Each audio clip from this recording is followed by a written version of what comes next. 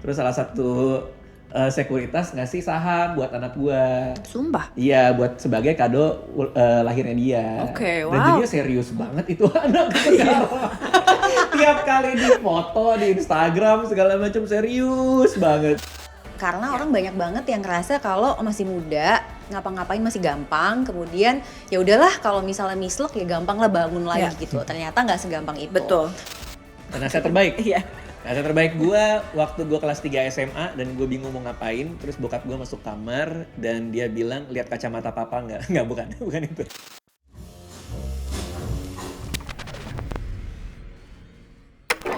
Selamat datang di Ngobrol Sore Semaunya, menyajikan obrolan tak terduga dan dibawakan dengan semaunya. Halo, di episode kali ini gue senang banget karena gue berkolaborasi bersama AIA. Senang juga karena saat ini gue melihat generasi muda udah banyak banget yang lebih melek perencanaan keuangan. Banyak dari mereka udah memanfaatkan penghasilannya untuk investasi, bahkan sekarang lagi rame banget investasi saham. Pastinya dari semua perencanaan keuangan yang sudah disiapkan, kita butuh proteksi supaya kita bisa menikmati hasil dan rencana keuangan tersebut dan tetap tenang kalau terjadi apa-apa. Makanya asuransi menjadi bagian yang gak kalah penting untuk masuk ke dalam perencanaan keuangan, supaya kita bisa menjalani hidup dan bisa mewujudkan cita-cita dengan rasa tenang. Di episode Ngobrol Sore Semaunya kali ini, gue bersama bintang tamu kita yang spesial sekali untuk membahas lebih jauh tentang seberapa penting sih memiliki proteksi dan bagaimana memilih produk asuransi yang tepat. Jadi langsung aja yuk kita ketemu sama bintang tamu kita hari ini.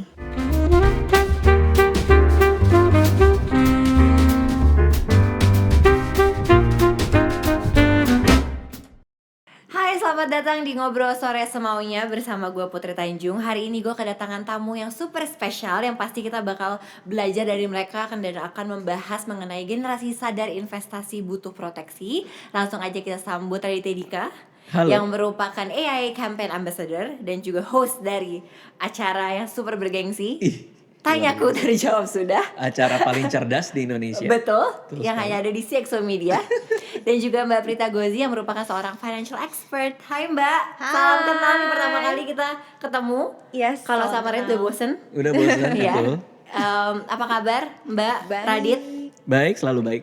How's your 2021 going so far? Anak gue lebih aktif sekarang. Oke. Sekarang dia udah mulai bisa ngomong tidak. Oh ya.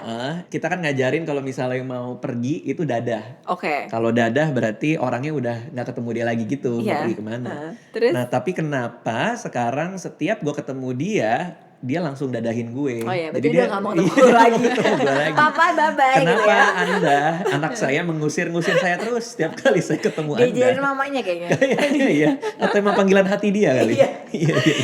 Aduh, Ya, Mbak itu Prita sih. gimana 2021? Seru. Apalagi kan kalau anak aku udah agak mulai ada remaja lah ya. Ya. Jadi mulai sering setiap ngintip ke kamarnya, Bunda get out gitu. Oh gitu, umur berapa Mbak? Yang satu 16 tahun, Oke. yang satunya lagi 12. Oh oke, 16 tahun ya, lumayan deket ya sama aku umurnya. Waduh. Putri tanaman-tanamannya gimana? Enggak bercocok tanam. Enggak, ya mungkin ini ya Dit ya, Oh, iya, ini. hasil gue loh ini, Ini. hasil gue Udah bercocok bisa tanaman ngapain. ya, luar biasa ya. Oke Mbak, sebelum kita ngobrol lebih jauh lagi soal financial planning, aku mau tanya dulu sama Mbak Prita. Kan Mbak ini menempuh pendidikan di bidang financial plan. Nah saat itu apa sih yang membuat Mbak Prita sangat tertarik dengan bidang tersebut? Dan kenapa sekarang memilih untuk menjadi financial expert? Oke, jadi sebenarnya ini sih balik lagi waktu zaman aku kecil gitu ya. Waktu zaman aku kecil tuh dikasih boneka aku diem aja. Terus dikasih kayak mainan dan dandanan juga gue diem aja. Tapi kalau misalnya lagi datang ke toko lihat kasir, pengen gue ambil itu cash register. Oh gitu ya. Kan? Jadi Dari kecil udah ngerti uang ya. udah terobsesi, Iya, udah kayaknya, terobsesi gitu kan. Terus setiap kalau misalnya ke hotel atau apa kan biasanya kalau dulu tuh ada telepon yang dipencet-pencet gitu ya. Iya. Nah itu biasanya gue tuh langsung berpikir bahwa oh gue nih seorang kasir gitu. Oke. Ditanya cita-citanya apa kasir. Pokoknya gue tuh fascinated banget dengan bisa mencet-mencet angka. Oke. Ya udah jadinya akhirnya tuh keterusan. Terus juga kuliah dari awal kan akuntansi. Pokoknya gimana caranya disuruh bawa scientific calculator, gue nggak mau. Gue udah bawanya kalkulator kalkulator dagang. Pokoknya obsesi masa kecil, kalkulator dagang yang gede-gede itu yang cetak pokoknya semua gue bawa gitu kan. Ya udah, terus berlanjut lah itu sampai waktu gue kuliah S2 juga ke Australia. Nah di sana sebenarnya sih balik-balik ya. Sebenarnya kenapa jadi financial expert, ceritanya karena pakai kerudung. Oke. Jadi dulu juga dari kecil gue tuh suka balet gitu Oke. kan, dan terus jadi guru balet juga.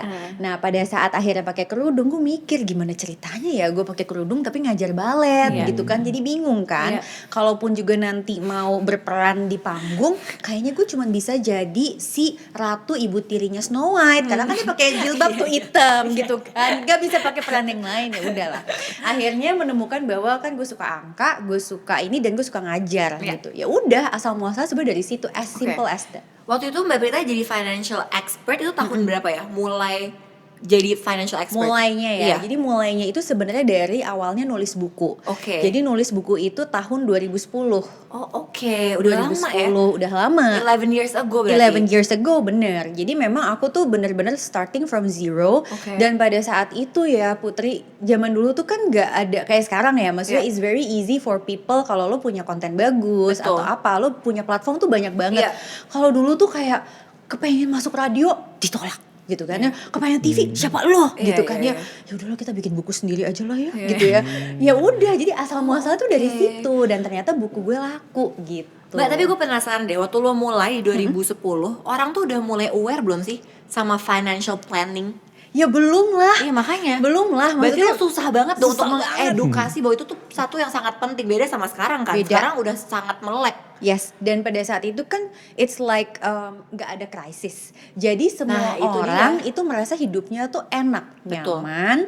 Terus kayak ya udah duit gue habis, gue kerja lagi aja Iya. gitu. Sampai tiba-tiba sekarang kan pandemic hit, kayak duit gue habis, kerja lagi aja. Kerja apa? Jadi gitu kan. Nah, itu akhirnya orang baru sadar bahwa ternyata nyari kerja nggak segampang itu. Ya. Terus misalnya udah kerja juga uangnya ternyata dapatnya nggak semudah itu. Betul. Terus uangnya udah dikumpulin ternyata dia invest sana sini, nggak taunya bodong lah atau Iya. misalnya apalah gitu kan. Kemudian pada saat pandemic hit ternyata nggak punya dana darurat. Baru sadar apa dana darurat penting apa banget, iya. gitu. Jadi memang challenge yang dulu sama sekarang tuh beda banget. Kalau dulu itu challenge-nya adalah how untuk bisa orang tuh dengerin kita. Betul.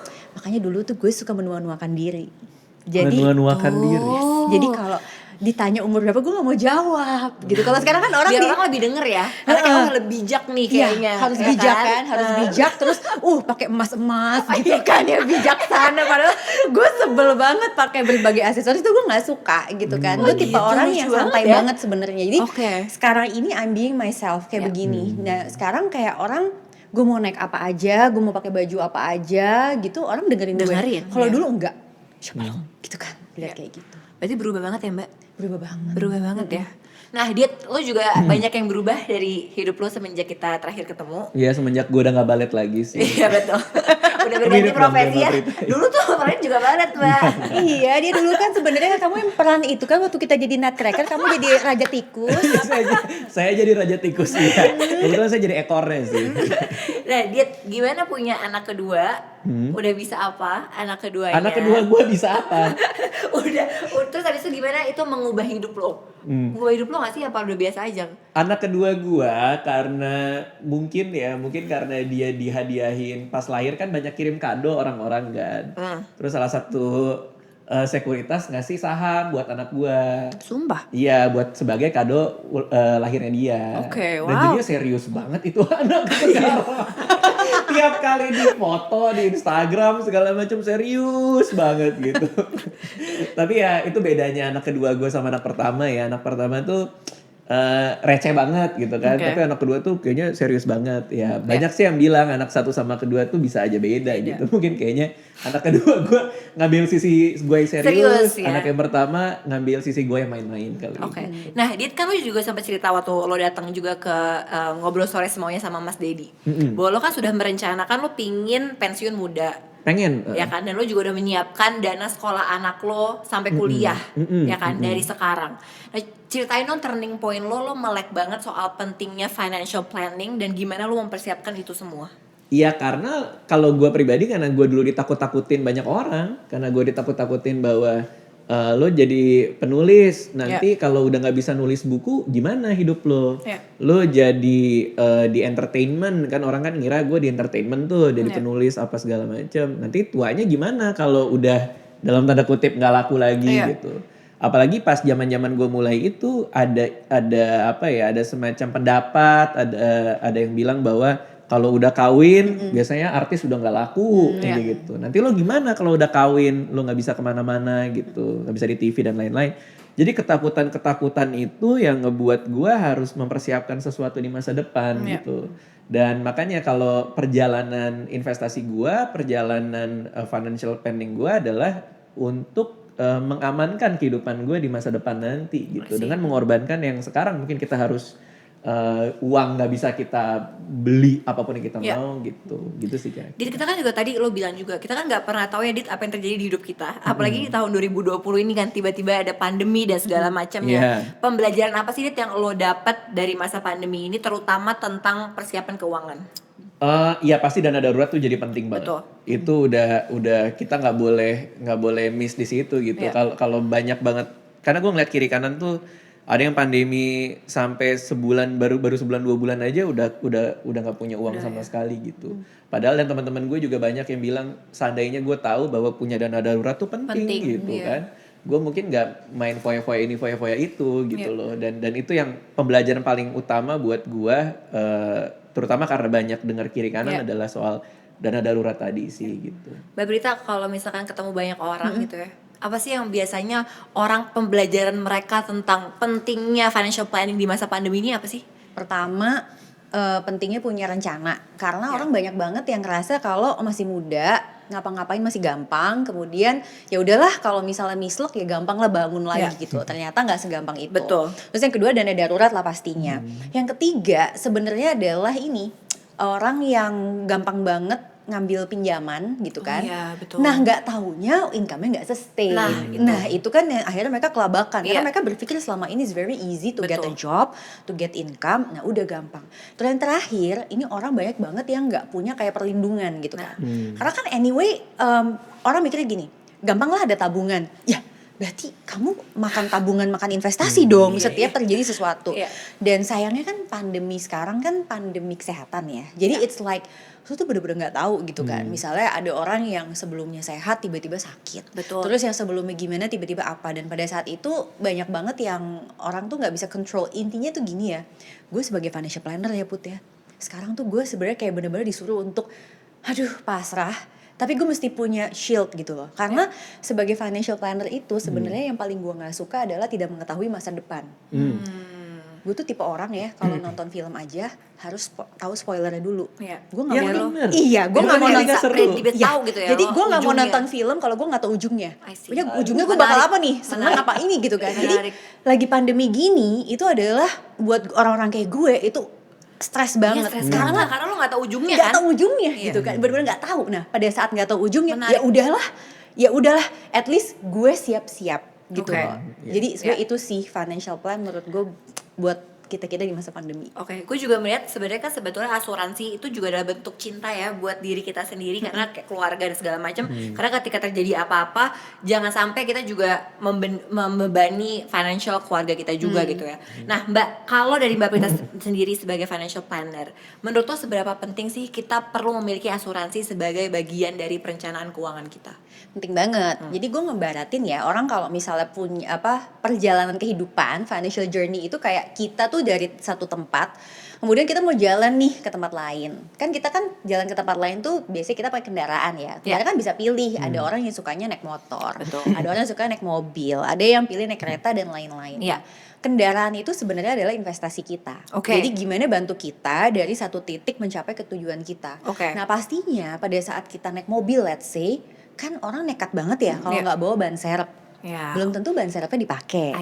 Tapi kalau tiba-tiba misalnya mobilnya kenapa-napa di tengah jalan, ya terus lo mau ngapain gitu kan? Masa lo mau berhenti atau lo mau langsung exit? Lah iya kalau bisa exit. Kalau ternyata di situ lagi hutan belantara, lo ngapain gitu kan? Nah basically proteksi itu kayak ban serep tadi.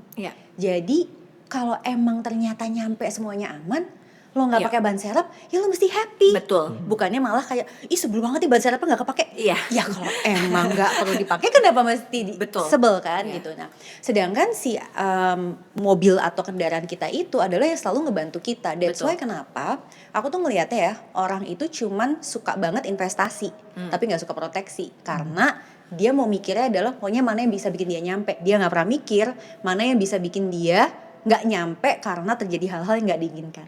I see. Mbak, mungkin masih banyak banget yang awam terhadap asuransi. Sebenarnya kapan sih Mbak kita butuh menyiapkan asuransi? Abis itu ada nggak tips langkah mudah untuk menyiapkan asuransi untuk first jobber misalnya? Produk apa sih yang cocok buat mereka? Nah, jadi kan pada saat kita tahu nih bahwa kita mesti bawa si ban serep tadi itu, Iya, betul. nah berarti kan kita mesti ngerti dulu dong sebenarnya berapa banyak sih yang mesti kita punya gitu. Iya. Nah, kalau untuk anak muda sebenarnya kalau first jobber dia mesti lihat kondisi dia di keluarganya seperti apa. Oke. Karena di Indonesia itu kan banyak nih teman-teman yang first jobber tapi dia mungkin nanggung hidup banyak orang. Iya. Kalau enggak orang tuanya atau adiknya, kakaknya dan lain-lain Iya. lah. Nah, basically yang first things first yang mesti dia cari tahu adalah berapa banyak orang yang tergantung hidupnya sama dia. Iya. Kalau emang banyak, berarti dia mesti punya yang namanya asuransi jiwa. Oke. Karena kalau sampai dia kenapa-napa, itu kehidupan banyak orang akan terganggu. Kira-kira tuh Iya. kayak gitu.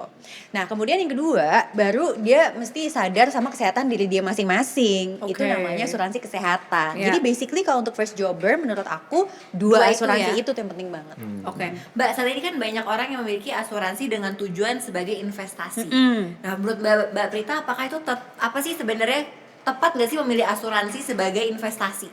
Nah, itu sebenarnya yang bikin orang itu bisa jadi dia tuh kecewa sama asuransi, terus terang aja. Oke. Jadi banyak banget orang yang bilang kayak rugi beli asuransi, beli proteksi. Ya. Kenapa? Abis udah ngeluarin uang premi segini banyak, udah gitu nggak bisa dapat apa-apa. Katanya nggak dapat klaim, nggak dapat apa. Terus aku nanya, kenapa kamu nggak bisa klaim gitu kan? Iya, soalnya aku kan nggak sakit. Terus udah gitu suami aku nggak meninggal di usia sebegitu. Iya, Gue iya, astagfirullahaladzim gitu kan ya. So gue bilang gini, hah Bu, itu suaminya masih hidup loh sampai umur 55. Iya. Terus ibu pilih mana? Bisa pilih klaim asuransi apa suaminya masih hidup Bu di umur 55? Baru dia diem. Nah itu karena orang selama ini berpikir bahwa asuransi itu buat investasi masa depan. Jadi orang berpikir bahwa dia mesti dapat untung. I see. Padahal konsepnya tuh SIP. Saving, Investing, Protection. I see. Saving tuh dana darurat. Ya. Investing itu apapun yang kita pakai untuk masa depan kita, protection tuh asuransi. Jadi kalau masih ada yang punya mindset asuransi itu adalah untuk berinvestasi, itu mindset harus dibenerin. Oke. Mindsetnya itu adalah asuransi karena kita mau memproteksi. Betul. Kalau sampai terjadi resiko, finansial kita nggak kenapa-napa. Nah, Mbak, tadi tuh udah dengar bahwa dalam memilih asuransi kita harus meniatkan untuk proteksi. Tadi yang Mbak bilang itu Yes. penting banget. Tapi ada juga produk kayak unit link yang mana memberikan proteksi sekaligus investasi. Nah, jadi gimana cara yang tepat dalam memilih produknya, Mbak? Nah, kalau misalnya sekarang nih kita ngobrolin tentang asuransi yang berbasis unit link. Ya. Itu basically kan produknya 2 in 1. I see. Jadi di dalamnya itu ada polis asuransi jiwa sama investasinya. Oke. Nah, again, karena orang berpikirnya itu adalah bercampur aduk. Dia berpikir kalau hasil investasinya, ini sekarang kebalik kepikiran. Oke. Investasi gue dijamin. Padahal bukan itu, investasinya nggak pernah dijamin. Oke. Yang dijamin itu sebenarnya adalah kalau kamu kenapa-napa, kamu sakit, atau misalnya dia meninggal dunia, nah itu yang dijamin tuh adalah si uang asuransinya. Tapi Oke. investasinya itu nanti tergantung gimana hasilnya. So kalau ada orang yang bilang nih, gue ikut asuransi biar investasi gue pasti terjamin, itu salah kaprah. Gue beli asuransi supaya finansial gue itu aman kalau terjadi apa-apa sama diri gue. Ya. Gue berinvestasi buat masa depan gue aman, tetapi berapa jadi investasinya itu bisa beda-beda. Ya. Nah, orang kenapa sih ada unit link? Ini buat orang-orang nih Dit yang memang dia tuh mungkin nggak mau repot, Oke. kemudian dia bingung gimana apa sih beli ina itu ya Ya. udah deh gue belinya barengan. Ya. Tapi dia tetap mesti ngerti bahwa dia tuh beli produk tuh 2 in In 1 one. gitu. Oke. Nah, diet kan asuransi dipilih sesuai dengan kebutuhan. Jadi kalau lo memilih asuransi, apa yang lo lihat, Dit? Apa yang lo cari? Kalau gue seperti Mbak Prita bilang, gue setuju banget saving, investing, planning tadi, protection tadi. Iya. Kalau gue memang semuanya kan terpisah satu-satu gitu. Oke. Saving ada buat yang memang rainy season gue, kayak buat dana darurat, buat investing itu gue ada tujuan-tujuan keuangan baik jangka menengah maupun panjang. Sama protection itu yang gue lihat ya apa yang kira-kira kalau terjadi ada yang bisa memprotek gue sama keluarga gue gitu loh. Jadi yang gue lihat adalah ya benefitnya seperti apa yang diproteksi. Gue juga termasuk orang yang sering nanya sana sini gitu. Jadi kalau gue sih minimal banget pasti asuransi kesehatan kalau gue. Nah kan tadi asuransi ini kan sebenarnya memberikan perlindungan jangka panjang yang artinya kita berinvestasi untuk menjaga kondisi finansial ya. Jadi kalau dari Radit dan dari Mbak Prita, apa sih pesan yang ingin disampaikan untuk mereka yang ingin memulai asuransi untuk masa depannya? Apa pesan-pesannya Mbak? Pasti yang pertama adalah always understand your condition. Jadi harus tahu diri kita sendiri gitu. Karena meskipun sama-sama first jobber, sama-sama anak muda, tetapi kondisi kita tuh pasti beda-beda. Jadi basically apa yang kita butuhkan ya Mbak? Bener. Jadi pertama mesti understand financial condition kita, terus kondisi keluarga kita kayak apa, itu penting. Yang kedua, mesti ngerti duitnya ada apa enggak. Iya dong. Iya dong. Emang mau minta dibayarin sama Putri Tanjung? Iya, taruh T3 mungkin. Tiba-tiba saya ikut kelempar loh barusan. Jadi mesti ngerti kita tuh punya uangnya berapa. Nah, secara umum ya, aku kasih aja nih ancer-ancernya ya. Iya, boleh Mbak. Basically kalau misalnya ditanya nih, berapa sih Mbak Prita kalau orang bayar premi asuransi itu kewajarannya berapa? Kalau untuk first jobber itu mungkin sekitar starting dengan 5%. Dari penghasilan dia. Jadi kalau misalnya penghasilannya dia itu adalah 5 juta rupiah, maka dia tuh boleh ngeluarin untuk premi asuransi 250.000 per bulan. Kalau dia bisa manage nih misalnya, dia bisa jago banget ngatur dirinya dia, kos-kosannya mungkin juga lebih murah atau apa, dia mau memperbesar lagi, silahkan. Tetapi yang pasti itu adalah minimalnya. Dan yang terakhir harus dibaca. Jadi jangan cuman kayak katanya begini, katanya siapa gitu kan. Jadi yang beli barang kita, uang kita. Maka kita juga mesti baca semua apapun yang kita tanda tangan. Betul, setuju banget. Kalau Radit apa Dit? Menurut gue ya paling benar adalah untuk memahami apa yang kita punya gitu. Mau itu investasi, mau itu asuransi, kita harus tahu benar kata Mbak Prita, kita tuh punya apa sih? Apa kita beli. Investasi banyak yang dengar sana dengar sini akhirnya pada ikut-ikutan padahal nggak tahu barang apa yang dia punya gitu. Pun juga asuransi juga harus seperti itu. Pastiin banget kita tahu apa yang kita punya gitu. Pastiin nih produknya seperti apa, kita paham luar dalam. Untung ruginya apa, kita paham luar dalam.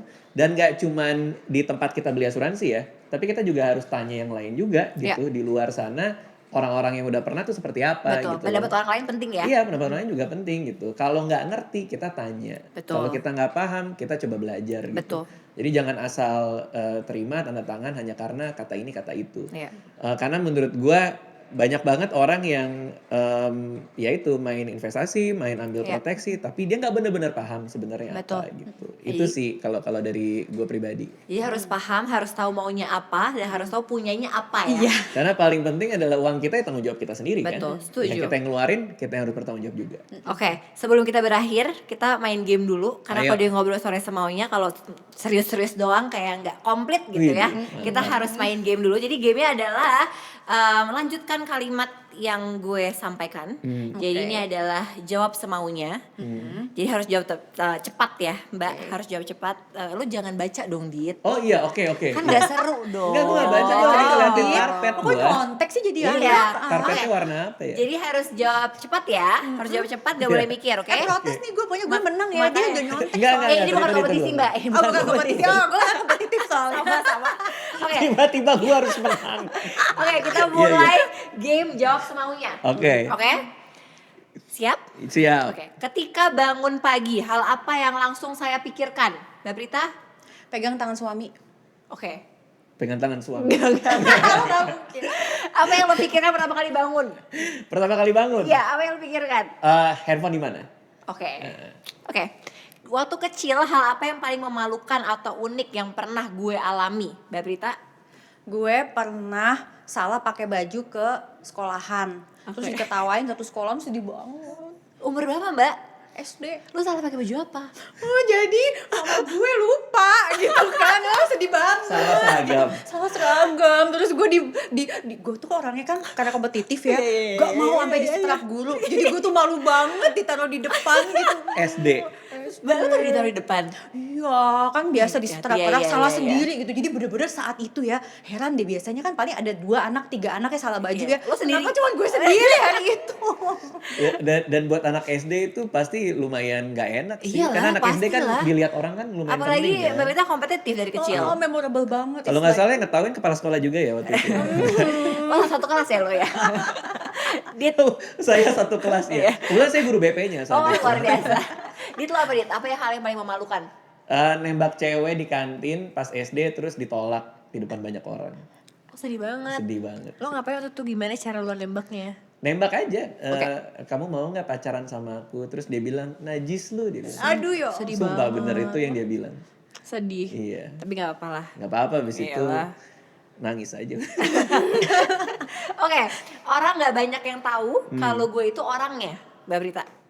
Gue orangnya sebenarnya malu nih ngapain sih kayak begitu, ketahuan deh gitu kan, kita udah image-nya udah membangun positif. Gue orangnya drama banget. Oh, kelihatan. Oh, kelihatan ya. Iya. Iya. Dit kelihatan dari Gua nggak kelihatan. 20 menit percakapan ini kita cocok deh Mbak kayaknya. Aduh, Sama-sama Karena lu juga drama. Iya, karena aku juga Gua mau drama. dong.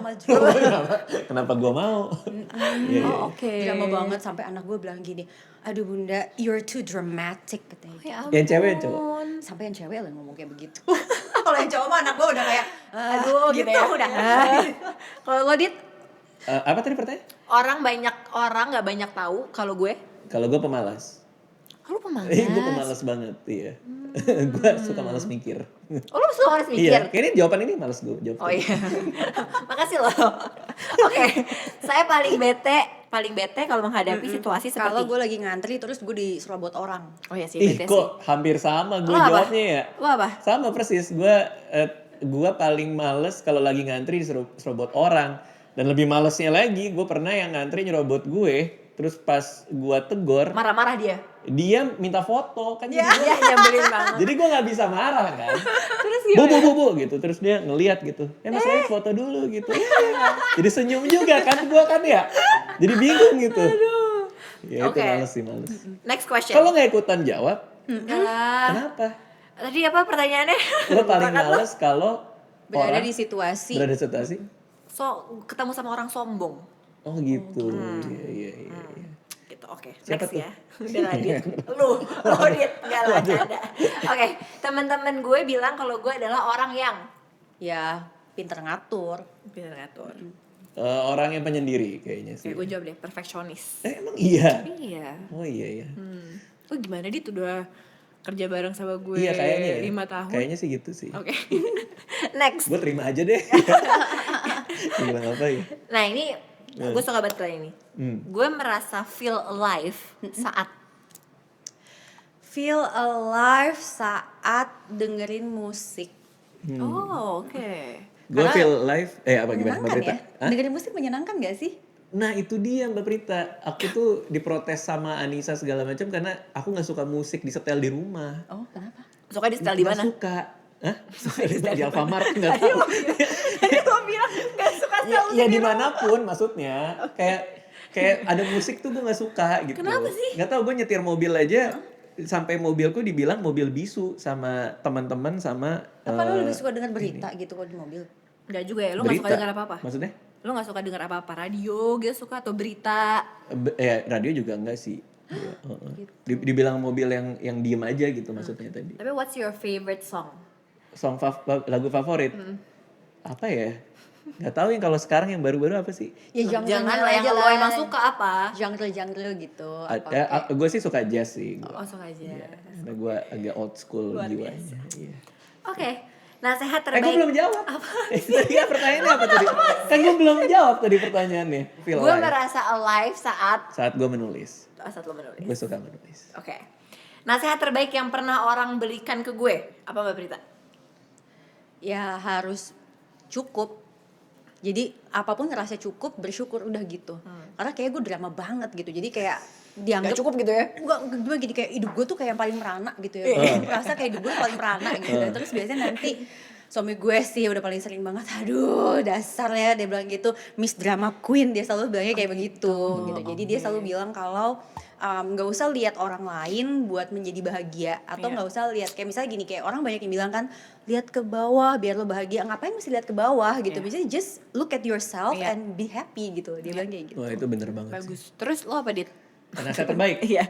Nasihat terbaik gue waktu gue kelas 3 SMA dan gue bingung mau ngapain, terus bokap gue masuk kamar dan dia bilang lihat kacamata papa nggak? Nggak, bukan itu. Apaan sih, Dit? Bukan. Nggak iya kan. Abis lu nungguin banget ya. Gue kelas 3 SMA bingung mau ngapain, bokap gue masuk kamar dan dia bilang just do what you do best, Oke. money will come by itself. Oke. Itu penting juga ya. Penting banget. Penting banget. Laku yang terbaik uang akan datang sendiri. Iya. Terakhir, ini dalam nih pertanyaan. Menurut gue kebahagiaan adalah, Mbak Prita, Widih. Aduh dia dulu deh. lo apa, Dit? Waduh. Kebahagiaan adalah. Menurut gue kebahagiaan adalah tahu kapan harus bersyukur. Oke. Menurut gue. Kok lo nyolong jawaban gue sih? Bener. Apa Mbak Prita? Mbak Prita juga. Karena ya kita kayak udah emang ini sih, Iya, kita iya. udah tua sih ya. Iya. Gimana dong ya wisdom Tiba-tiba nih. masuk angkatannya Mbak Prita. Main lompat tahun loh. Tapi memang bener sih, maksud gue lo akan feel happy kalau lo merasa cukup. Iya. Dan pada saat itu lo bisa bersyukur. Iya. Dan menurut gue orang itu sebenarnya gampang banget ya buat jadi kaya ya. It's very easy to get rich, tetapi staying rich itu yang susah menurut betul. gue. Oh iya bener banget Nice. itu. Dan untuk lo bisa staying rich, lo mesti jadi orang yang happy. Iya. Kalau enggak lo akan selalu mencari kebahagiaan itu dengan uang, dengan status, Iya. dengan segala macem gitu. Iya. Jadi whenever you're still searching for that, lo nggak akan enough gitu. Ya, caranya ada dengan bersyukur kan. Yes. Nah, ini Mbak terakhir nih, pertanyaan terakhir ya. Kan kalau Radit udah pernah kesini, udah pasti tahu. Di NSC tuh setiap kita selesai ngobrol, pasti ada pertanyaan pamungkas. Yaitu adalah, kalau misalkan, kan nih video ini akan stay forever di YouTube, ya kan? Mbak Prita bisa nonton lagi NSS ini kapanpun itulah gitu. Apa yang Mbak Prita mau sampaikan ke diri Mbak Prita di 5 tahun ke depan? Ya misalnya Mbak Prita ini 5 tahun lagi nonton NSS nih, apa yang Mbak Prita mau sampaikan ke Mbak Prita 5 tahun ke depan? Prita, Oh. selalu ingat hari ini bahwa kamu itu adalah orang yang sangat beruntung di dunia ini.